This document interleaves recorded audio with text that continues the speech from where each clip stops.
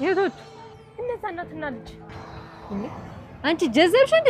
ከመቼ ወዲህ ነው ቡራ እናት የሆነው? ይቅርታ በእናትሽ አባት እንደዚህ ማለት እኮ ነው አይደለም።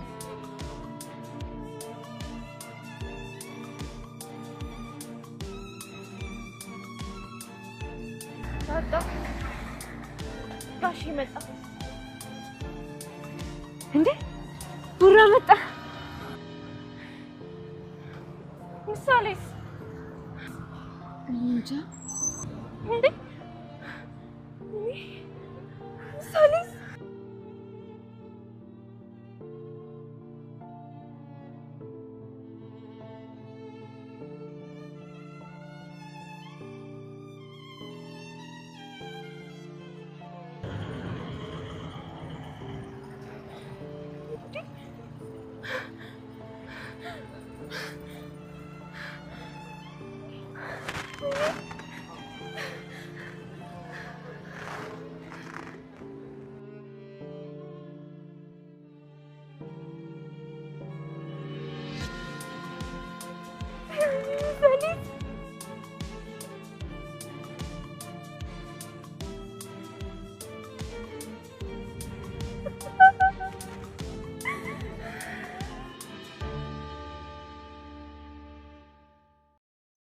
ብሩክ ብቻውን ተመለሰ። እንግዲህ ምሳሌን ለማሳከም ወደ ውጭ ሄደው እንደነበረ ይታወቃል። ብዙ የለፋላትና የደከመላት ምሳሌ በህይወት አልተመለሰችም። በጣም የሚያሳዝን ነው። ብዙ ነገሩን አጥቷል። ብዙ ለፍቶባታል። ብዙ መስዋዕት የከፈለበት ልጁን ብዙ ተስፋ ያደረገባት ልጁ እንግዲህ ሕክምና ላይ ብዙም ሳትቆይ አርፋበት ብቻውን በመመለሱ ዳጣና ቅድስት በነገሮቹ በጣም ነበረ የተደናገጡት። ሁልጊዜም ደግሞ በደወለ ሰዓት ቅድስት ስለ ምሳሌ ስትጠይቀው መልስ መልሶላት አያውቅም ነበረ። ነገሩ ለካ እንደዚህ ስለሆነ ነው። ቅድስት እንደተኛች እንግዲህ ምሳሌ ነጭ ለብሳ አይቻታለሁ ስትል ዳጣ ደግሞ ይሄማ መልአክ ሆናለች ማለት ነው ሲባባሉ ነበር። ይሄ ራሱ ምሳሌ አንድ ነገር እንደሆነች የማንቂያ ደውል ነበረ። መገመት ይችሉ ነበረ። እንግዲህ እነሱ እንዳሰቡት አልሆነም። ምሳሌ ተሰናብታለች። ምሳሌን ትቶ ብቻውን ሲመጣ ነገሩ ግራ አጋብቷቸው በማልቀስ ነበር የተቀበሉት። ብሩኬም እንግዲህ እኔ የቻልኩትን አድርጌያለሁ፣ ከእኔም አልፎ እናንተም የቻላችሁን አድርጋችኋል፣ ምሳሌን ለማትረፍ አልቻልንም በማለት በእንባ ሲራጩ ነበረ። ሰላም ሰላም! ውድና የተከበራችሁ የቻናላችን ቤተሰቦች እንኳን ሰላም መጣችሁ። ላይክ፣ ሸር፣ ሰብስክራይብ እያደረጋችሁ እንግዲህ በባለፈው ሳምንት ሞገስና ዳጣ አብረው በሆኑ ሰዓት እነ ማህሌትና ዝና እሱን ለማስገደል የላኩት ሰው ነበር። ግን ሁለታቸውም አይተውት ስለነበረ ሞገስም መሳሪያ ይዞ ስለነበረ ቀጥ ብሎ ወደ ሰውየው ጋር ነበር የሄደው። ከዝና ጋር እየተደዋወሉ መጣሁ ጠብቀኝ፣ እዛው እንዳትንቀሳቀስ እያለ ቦታ እየነገረው ባለበት ሰዓት ሳያስበው ከኋላው ሽጉጡ ሲደቅንበት እጁን ወደ ላይ ባደረገበት ሰዓት እንግዲህ ወደ ታች አድርግ፣ ምንም እንዳትንቀሳቀስ ትበላሻለህ ብሎ ሲለው እሱም እሺ በማለት ዝና እንደላከውና የተላከውን አንድም ነገር ሳይደብቅ እውነታውን ስለተናገረ ብዙም አልጎዳውም። ያው የተወሰነ ደብድቦታል፣ ለቆታል። ስልኩንም ተቀብሎት ለዳጣ ስፈልጊ ሽጭው፣ ስፈልጊ ከስከሽው፣ ሲሙን አውጥቼዋለሁኝ ብሎ ነበረ የሰጣት። ዳጣም ሁለተኛ እንዲህ አይነት ነገር ብታደርግ አሁን በህይወት አንለቅህም፣ አሁን በሩህን ነው የምንነጥቅህ ስትለው እሱም እሺ ሲል እሺ ላንዴ ደግሞ በማለት እንግዲህ እሷም አንድ ጊዜ ገብታለት ነው የሄደችው። ያው ዝና ወደዚህ እየመጣ ስለሆነ የግዴታ መሄድ አለብን ከዚህ ቦታ ብሏት ሁላቸውም ተበታትነዋል። ዳጣን እየተከታተላት ሰው እንደሚከታተላት ሰው ስላደረጉበት በቻልሽው አቅም ከቤት እንዳትወጪ ራስሽን ጠብቂ ብሏት ነበረ የተለያዩት። እንግዲህ ዝና ወደ ቦታው ሲደርስ ልጁ ተደብድቦ ራሱን ስቶ ነበር ያገኘው። ልጁን ወደ ሆስፒታል ወስዶ ከማህሌት ጋር ነበረ የደወለላት። ማህሌትም ነገሩ ግራ ገብቷት ነበረ። ቆይ እንዳንቺ ደደቦች ናቸው እንዲህ ሁላቸው? መሀይምነት ከአንቺ ነው የሚጋባባቸው አይደለም? በቃ አንድ ነገር እንኳን ስራ መስራት አትችይም። ሁሉ ጊዜ እንደ ደደብሽ ነሽ አንቺ ደደብ ምናምን እያለ ሲጮህባት፣ ነገሩን አስረዳኝ እንጂ ምን ብለህ ነው ዝም ብለህ የምትጮህብኝ? ነገሩ ስላልገባኝ ብታስረዳኝ ስትለው አንቺ መቼም አይገባሽም ደነዝ ነሽ ሲል እና ሲጮህባት ነበረ። እንግዲህ ዳጣ ወደ ቤት ከተመለሰች በኋላ ቅድስት ጋር አንዳንድ ነገሮችን አዘጋጃጅተው እንኳን ሰላም መጣሽ ምሳሌ፣ እንኳን ሰላም መጣችሁ ጋሺ ብላ ዲኮር ምናምን አድርጋ አስጠባብቀው፣ እንደዚህ እኮ ዲኮር በዲኮር ከምታደርገው ቤቱን ይልቅስ ክችን ገብተሽ የጣፈጠ ምግብ ብትሰሪላት ምናልባት ምሳሌም እኮ የአንቺ ምግብ ናፍቋት ይሆናል ስትል በሰበቡ አማይ ተብላ ምናምን ስትላት ነበር። አረ እንደዛ አይደለም ቅድስትዬ እያለቻት እንግዲህ ሲያወሩና ሲጫወቱ ነበር። ግን የምሳሌ ነገር በጣም እያሳሰባቸው ነው። ምክንያቱም ከሄዱ ጀምሮ አንድም ቀን አውርተዋት ስለማያውቁ ነገሩ ፈራተባ እያደረጉ ብቻ በህይወት እንድትመለስ ጸልይ እየተባባሉ እሺ እየተባሉ በመካከልም ደስ ሲላቸው እየተጫወቱ የምሳሌ ነገር ትዝ ሲላቸው እየከፋቸውም ነገሩን አዘገጃጅተው ከጨረሱ በኋላ እየጠበቁ እንግዲህ ወደ ኤርፖርት አብረን ነው ሄደን የምንቀበለው፣ ምክንያቱም ሞገስ አልሄድም ብሏል ስትላት፣ እንዴት አሁንም እንዳኮረፈው ነው ማለት ነው ስትል፣ አይ ያው ቢያኮርፈው እንዳኮረፈ እንደተቀየመ ነው እንጂ ግን አልጠላውም እያለች፣ እሱማ እንዴት ይጠላዋል? ብዙ ነገር እኮ ያደረገለት ብዙ ነገር የሆነለት ነው። መቼም ሊጠላው አይችልም። እነሱ አይለያዩም፣ ለተወሰነ ጊዜ ነው ምናምን ስትል ነበር። ሞገስም ወደ ሉላ ጋር ሲሄድ ሉላ የዝና ሰዎች እንዳገኙት ሲነግራቸው ቅድስትንና እሱን አግኝተውት እንደነበረ፣ ነገር ግን እሱ አስፈራርቷቸውና ልጁን ደብድቦት እንደመጣ ሲነግራት፣ አየህ አይደለ በቃ እኛ ይህንን ሀገር እስካለቀቅን ድረስ ምንም ሰላም አይኖረንም፣ እባክህን እንልቀቅ ስትለውም እሱ በጭራሽ ከተወለድኩበትና ካደግኩበት ሀገር መልቀቅ አልችልም፣ ምክንያቱም ከአሁን በኋላ በቃ አልሸሽም፣ ወዴትም አልሸሽም፣ የመጣውን ነገር ለመቀበል ዝግጁ ነኝ፣ እጋፈጣለሁ ብሎ ሲላት፣ ተው እባክህን ሞገስ ብትለውም እሱ ግን በጭራሽ እንዳታግጂ ነበር ያላት።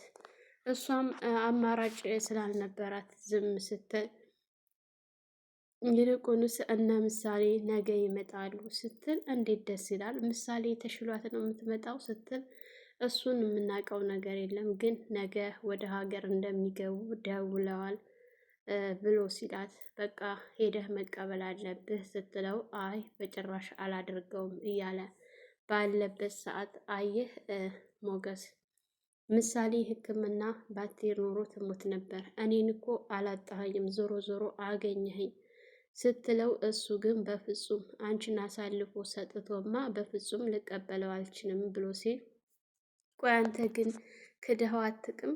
ከዚህ በላይ ክደኸው ይቅርታ አድርጎልህ አያውቅም ምናምን ስትለው ነበረ። ያው ከዚህ በፊት እንግዲህ ከማህሌት ጋር የተኙበትን ሁሉን ነገር ያውቃል። ነገር ግን ለልጁ ሲል ይቅርታ አድርጎለታል ጓደኛው ስለነበረ ሞገስ ያንን ማሰብ ነበረበት። ግን ሁላችንም የራሳችን ነው እንጂ የሰው አይታየንም። የራሳችን ህመምና የራሳችንን ቁስል ብቻ ነው ከፍ የምናደርገው። ሰዎችን ምን ያክል እንደበደልናቸው ማስታወስ ይሳናናል ማለት ነው። እንደዛ ስትለው ቢያንስ እንኳን ደስታውን አጣጥሙ ሳይጨርስ ዝና የሆነ ነገር እንዳያደርገው እሱን ባትቀበለው ከሩቁ ሆነ መከታተል አለብህ ስትለው በዛ ነገር ተስማምቶ እሺ በቃ በሩቁ ሂጄ እከታተላቸዋለሁ ሲል፣ አዎ እንደዚህ ነው ስትል ነበር። እንግዲህ ዝና ነገሩ ስላልተሳካለት እንዳንቺ ደደቦች ናቸው ጨርሶ እያለ ማህሌትን ከጮኸባት በኋላ እዩልሽ ሞገስ ካልሞተ ቤቱን እንዳታስቢው፣ አሁን ደግሞ ብሩኬ ከመጣ ነገሩ ሁሉ እንዳለ ነውና የሚበላሸው ቶሎ መፍጠን አለብሽ ብሎ ሲላት እሺ ስትል ነበር። ያንቺ እሺታ አያልቅም፣ እስከ ዛሬ የምሰጥሽን ሁላ እየጻፍኩኝ ይዤዋለሁኝ፣ ሞገስ ካልሞተ አንቺ እንደምትሞቺ ታውቂያለሽ ብሎ ሲላት፣ እሺ እኔ ምን ማድረግ አለብኝ ስትል፣ ቆይ የምታደርጊውንም እኔ ነኝ የምነግርሽ፣ አንቺ ምንም ሀሳብ የለሽም ማለት ነው? ምን ደደብ ነሽ እያለ ለምንድን ነው ግን አንተ እማትረሳት ስትል፣ እሱን እንዳታስቢው ከኔ ጋር ባትሳፈጭ ይሻልሻል፣ ሁለተኛ እንዳትደግሚው ነበር ያላት። ወደ ቤት ከተመለሰች በኋላ ኤፍራታን አንዳንድ ነገር እየነገረቻት፣ እኔ አሁን ላይ ምን አለ ብሩኬን ባልተውኩት ብዬ አልኩኝ። ብሩኬ እኮ ምንም ያጎደለብኝ ነገር የለም፣ አሁን ነው ሁሉ ነገር የታወቀኝ ስትል፣ ኤፍራታ ለምን ይቅርታ አትጠይቂውም? አሁን ሲመለስ በቃ ይቅርታ ጠይቂው ብላ ስትላት፣ እውነት ግን ይቅርታ ብጠይቀው የሚቀበለኝ ይመስልሻል? ስትል፣ ምናልባች የሚወድሽ ከሆነ ይቅርታሽን ሊቀበልሽ ይችላል ስትላት፣ አታስቢው፣ ሁለተኛ ይቅርታ ሊያደርግልኝ ይችላል እንጂ ነገር ግን እኔን እንዲወስደኝ አይፈልግም። ከአሁን በኋላ እኔ ሚስት ማድረግ እሱ በጭራሽ አይፈልግም። ያቺ ቅድስት እያለች እኔ ራሴ አንቄ ገላታለሁ፣ ሞገስንም አንቄ ገለዋለሁ፣ ዝናንም በእጅ አድርጋለሁ ስትፎክር፣ ይሄ ከዝና ጋር የምትሳፈጭውን ነገር ተይ። እኔ እንዳውም ከሱ ጋር የምሰሪው ስራ ራሱ አያስደስተኝም። አሁን አንቺ እኮ ሞገስን ብትገሊው ዘብጥያ ወርደሽ እስር ቤት እንደምትታሰሪ አታውቂም? እስር ቤት ከገባሽ ምን ያክል ጊዜ እንደምትቆይ ገምችው። በግድያ ወንጀል እሱ ራሱ ነው አሳልፎ የሚሰጥሽ፣ ሌላ ሰው እንዳይመስልሽ። ራሱ ዝና ያሳስርሻል ወንጀለኛ አስብሎ። ስለዚህ ቤቱም ይቀራል፣ አንቺም ደግሞ እስር ቤት በስብሰሽ ትቀሪያለሽ ስትላት፣ ለካ እንደሱም አለ ስትል ወደ ራሷ ስትመለስ፣ እና አሁን ታዲያ በቃ ምን አድርጊ ነው የምትይኝ ስትላት፣ እኔ ምንም አድርጌ አልልሽም፣ እምልሽ ነገር ቢኖር አሁን ከልጁን አሳክሞ ከመጣ ብሩክን ብቻ ይቅርታ ጠይቄ ስትላት ነበረ። እሱም ማይሳካ ነው እርሺው ስትላት፣ ዞሮ ኤርፖርት ሄጄ ጉዱን ማየት አለብኝ፣ ልጁን እውነት ተሽሏትን የመጣችው የሚለውን ማየት አለብኝ ስትል ነበረ። እንግዲህ ዳጣና ቅድስት ለባብሰው ከጨረሰች በኋላ ቅድስት በጣም አምሮባት ተውባ ነበረ ወደዛ ለመሄድ ያሰበችው። ነይ እንሂድ ምናምን ስትላት፣ ይህን እስኪ አምሮብኛል እንዴ ስትላት ነበረ። ይልቅስ ሰዓት አትግደይ፣ ነይ ውጪ፣ ምንድን ነው እንደዚህ የምትሆዩ እያለቻት ባለችበት ሰዓት ያው ሰዓት አቃጠልና መውጣት አለብን ብለው ተያይዘው ወደ ኤርፖርት ከሄዱ በኋላ ምሳሌንና ብሩኬን እየጠበቁ ባለበት ሰዓት ብዙ ሰዎች እያለፉ ልጆቻቸውን ይዘው ስታይ፣ ይኸውልሽ ያጋሽዬ ነው እንዴ በማለት ደጋግማ ስትላት ነበረ። እረ እሱ አይደለም አንቺ ያምሻል እንዴ እያለቻት ባለችበት ሰዓት እንግዲህ በጣም በሚያሳዝን ሁኔታ ብሩኬ ብቻውን ሲመጣ ስታየው፣ ሁለታቸውም ዳጣም እንዲሁም ደግሞ ቅድስት ደንግጠው እንዴ ምሳሌስ እያሉ ነበረ በተደጋጋሚ ይጮሁ የነበረው። ምሳሌ በህይወት አልተመለሰችም። ምክንያቱም ምሳሌ ብትድን ኑሮ ቶሎ እንደዚህ በፍጥነት አይመለስም ነበረ። አሁን በቅርብ ጊዜ ሄዶ ወዲያው ሲመለስ እነሱ ራሱ ማሰብ ነበረባቸው። እውነት አሁን ተሽሏት ሕክምና ጨርሳ ነው ወይስ ብቻው ነው የሚለው በጣም ግልጽ ነበረ፣ ግን እነሱ አልመሰላቸውም። እንግዲህ ሞገስ ጓደኛውም ለብቻው ሞገስም ለብቻ ሆኖ እያያቸውና እየተመለከታቸው ነበር። ነገሩ በጣም አስገርሞት እሱም አፉን ይዞ ነበር የቀረው።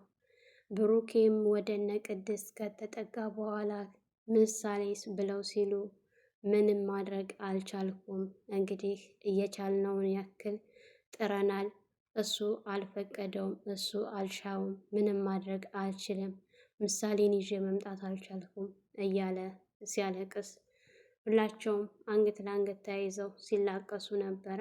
በጣም ነው የሚያሳዝነው።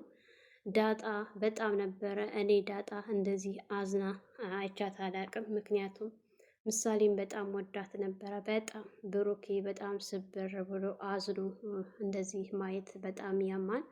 ለልጁ ብሎ በጣም ብዙ መስዋዕቶችን አሳልፏል። ብዙ ዋጋ ከፍሎበታል፣ ግን አልተሳካም። በጣም ያሳዝናል።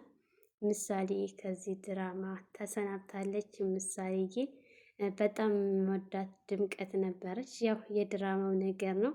ሰላም ሰላም! ውድና የተከበራችሁ የቻናላችን ቤተሰቦች እንኳን ሰላም መጣችሁ። ላይክ፣ ሸር፣ ሰብስክራይብ በማድረግ ለፍካት ሚዲያ አዲስ የሆናችሁ የደውል ምልክት ማጥቆር አትርሱ። በያላችሁበት ፈጣሪ ይጠብቃችሁ፣ ሀገራችንን ሰላም ያድርግልን፣ ወጥቶ ከመቅረት ፈጣሪ ይጠብቀን እያልኩኝ ለዛሬ ይህን ይመስል ነበረ። መልካም ቆይታ ይሆንላችሁ።